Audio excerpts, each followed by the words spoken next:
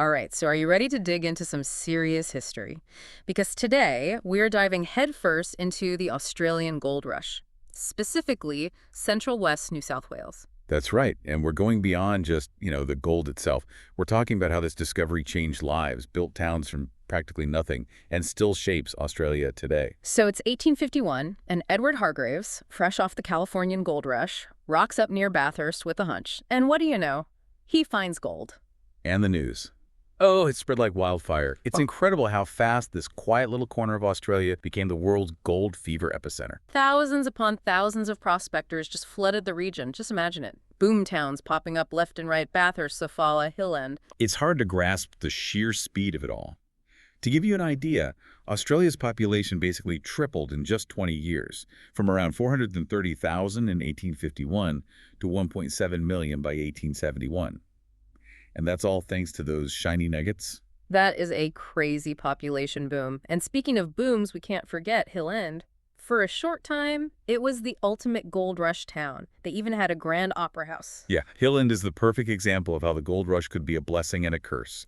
A whirlwind of wealth, extravagance, then poof, gone. It's like looking at the entire gold rush in miniature, isn't it? This massive peak, then the almost inevitable decline. Exactly. And it's in those ups and downs where the real story lies, right? Right. It's not just about digging up gold. It's about the dreams, the disappointments, the lasting impact on people and the whole nation. So the scene is set, gold rush in full swing, boom towns are overflowing, and everyone's after that golden ticket.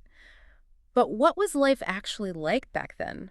On those dusty, chaotic gold fields. Oh, it was a real mix of everything. You had prospectors from all over, families hoping for a fresh start, even shopkeepers and law enforcement trying to bring some order to the chaos. It was a fascinating time. Just trying to picture it makes my head spin. And of course, you have those legendary stories of incredible luck, like the Holterman nugget, the largest single piece of reef gold ever found. Can you imagine? It boggles the mind, doesn't it? Yeah. But what people often forget is that while the Holterman nugget was this amazing stroke of luck, it also made more people want to try their hand at gold hunting. It became this symbol of what was possible during the gold rush. It was about the promise, the potential, for sure.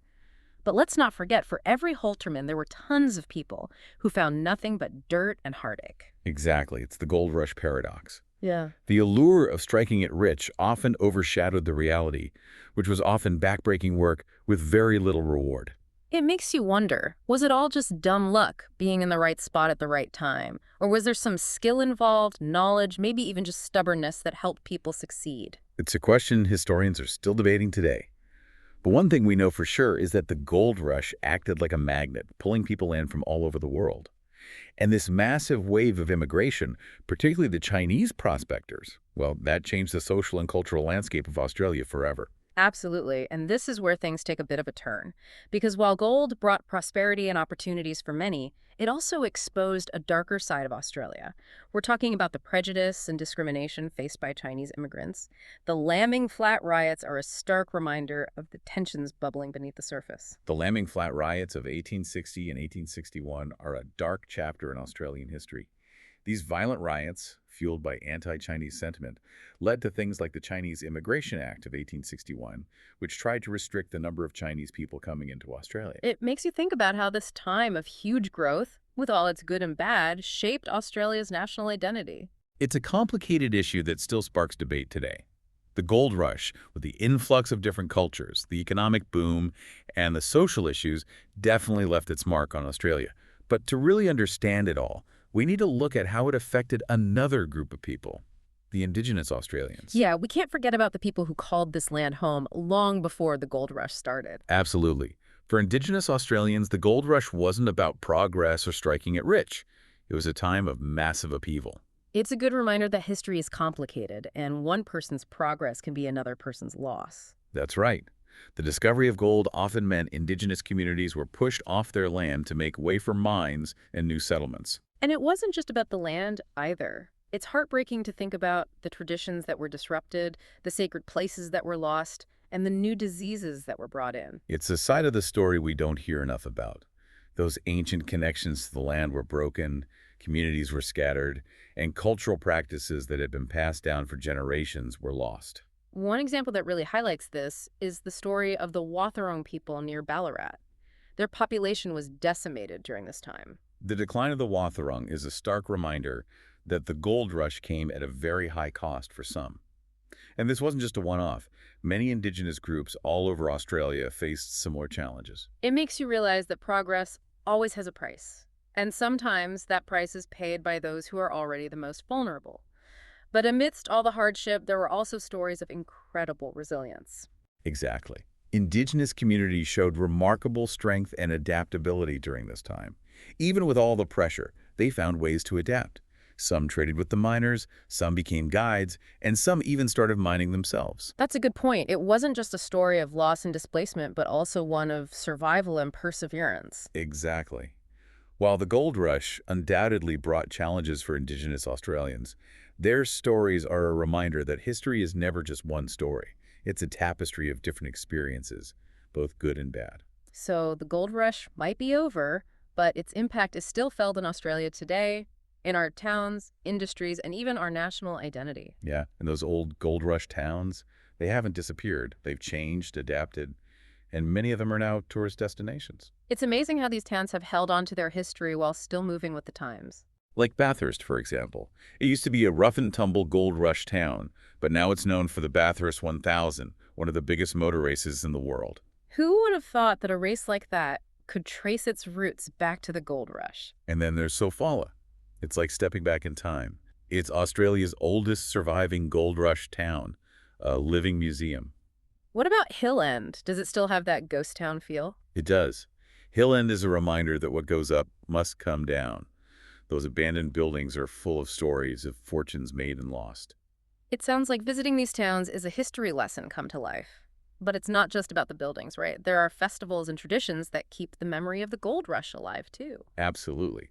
These festivals are a way for communities to celebrate their heritage and keep the spirit of the gold rush alive for future generations. Like the Bathurst Heritage Trades Trail. I bet it's amazing to see those old crafts being practiced, blacksmithing, leatherworking, all skills that were essential during the gold rush. It's like stepping back in time. And then there's the Orange Gold Cup, a horse race with a direct link to the gold rush. It's amazing how these traditions have evolved and become part of the fabric of these communities. But beyond the festivals and the physical reminders, education plays a huge role in making sure we don't forget about the gold rush. That's right. Museums, especially ones like the Australian Gold Museum in Hill End, are doing a fantastic job of preserving the artifacts and stories from that era. It's one thing to read about it in a book, but it's another thing entirely to see the tools, the letters, the everyday objects that tell the story of what life was like back then. And it's great to see schools incorporating local gold rush history into their lessons. Because it's not just about memorizing dates and names. It's about understanding the context, the human side of it, and how the past has shaped the present. It's about realizing that history isn't just a bunch of stories. It's the foundation of who we are today. And by understanding the past, we can make better choices for the future. Well said. And we've covered a lot in this deep dive, from those early gold discoveries to the impact the gold rush had on Australian society, culture, and identity. It's been quite a journey, hasn't it? We've talked about the gold rush towns, the prospectors, the impact on Indigenous Australians, the whole shebang. But if someone listening could only take away one thing from all this, what would you want it to be? Ooh, that's a tough one. It's easy to get caught up in all the details, right? The dates, the names, how much gold was dug up. But for me, the real treasure is understanding the idea of legacy. How one event, even a short one, can echo through time and shape everything that comes after. We're standing on the shoulders of those gold rush pioneers, aren't we? The prospectors, the families, the Indigenous communities, their choices made us who we are today. Exactly. And that brings up a crucial point. Mm-hmm. We're not just watching history happen. We're a part of it. Whoa, it's not just about looking back and saying, that was interesting. It's about realizing that we're making history right now.